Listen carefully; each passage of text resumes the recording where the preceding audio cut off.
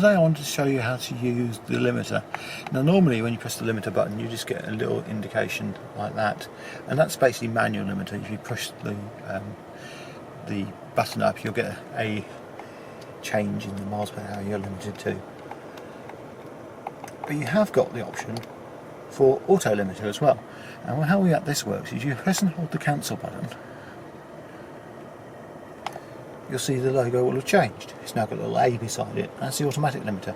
And then when you press set, it will switch to whatever the speed limit is locally.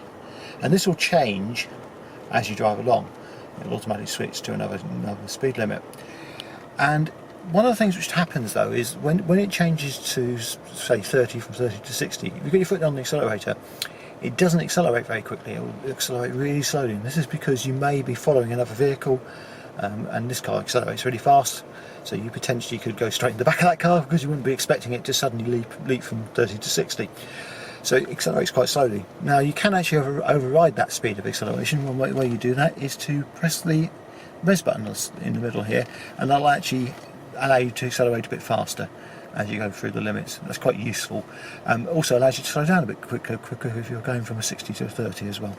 So yeah, useful little tools. That's how it works. Very simple, very easy to use, but not many people know about that option. I think it's a little bit unintuitive to have to press and hold the cancel. Obviously if you press and hold the cancel again, it switches back. First of all it will turn itself off, and then you press and hold, it turns back to the limiter, the normal limiter side. So yeah, that's basically what it is. Very easy to use.